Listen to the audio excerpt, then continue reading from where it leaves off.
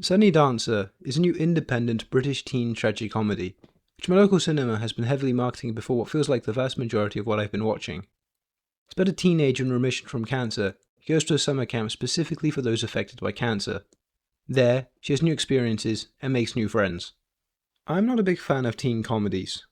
I find that a lot of the time, the adolescent characters at the heart of the narratives are written in a way which makes them gratingly annoying. The hyperactivity of the characters, especially for Sunny Dancer, which is a grounded, realistic comedy where its humour stems from the behaviours of its characters, doesn't sit that well with me. There are more natural seeming moments of levity and bonding between the characters, which is sweet, and I can't argue with that.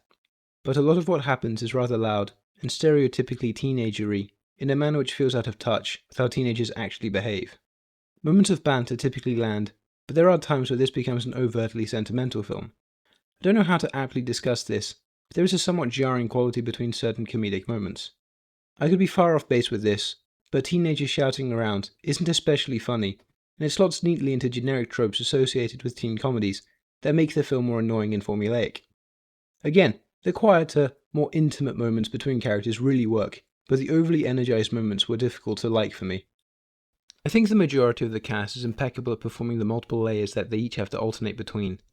The super bubbly or super abrasive sides don't work especially well for me, but I can appreciate how those are utilised as facades for the deeper hurt that each of the major players within the story spend much of the runtime concealing.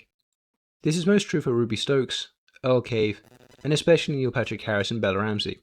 As a result, the film works best when it's operating as a drama about teenagers in this situation with moments of levity between them, but the actual comedy often feels forced in there.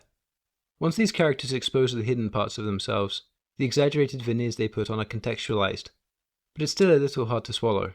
The genre of this film, I feel, holds this back even when the actors are giving very good, multi-layered performances. Bella Ramsey gives one hell of a performance here when the script doesn't give them the stereotypical rebellious teen lines of dialogue. They handle those well, but the script does no favours, like I mentioned prior. There's a moment near the end where the film relies on their facial expressions alone to deliver its final emotional notes, and I think the conflicting melancholy, with the hardly contained bittersweet joy they express, makes this film work effectively. It's true throughout the film, but that final shot I think is the best example of how their performance is the well-utilised anchor to get myself as an audience member to care. There's a twist in the third act, which has its upsides with how it enables a deeper discussion on a theme I'll talk a bit about in the spoilers. It allows for the highs of Ramsey's performance, but it feels a little too much like a gotcha from the filmmakers. I'll say nothing specific for now, but still, it's melodramatic, which I don't think really fit with the naturalism the rest of the film was occupying. This is a film where I don't know how much to say. It's a bit difficult. It's a good film, perfectly effective at what it sets out to do, a teen summer camp film about persevering through the horrors of cancer, when it tones down the excesses of the teen comedy genre.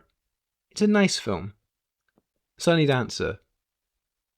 3 stars. And now it's time for spoilers.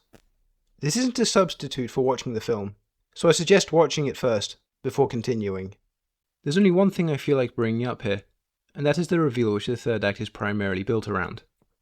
Over the course of the film, Ramsey's Ivy builds a romance with Daniel Quinn-Toye's Jake, but things don't go well for them as Jake ends up dying due to a sudden heart attack. However, the film mostly spends its third act portraying Jake as a Tyler Durden-like figure, whose main character is hallucinating for the bulk of the third act. Sure, it isolates Ivy again after her state of loneliness at the very beginning of the film, and it contextualizes itself as a moment of grief hallucination, but it feels like a sudden rug pull to try and add a little spice to the film. I'm not opposed to the tackling of darker elements associated with cancer and health risks, but the way in which no one approaches Ivy about his death seemed too coincidental, leaving it feeling more successfully melodramatic amidst its more traditionally realistic presentation, which is utilised throughout the vast majority of the rest of the film. Well, that's all. Keep on watching movies, and form your own opinions. See you in the next one.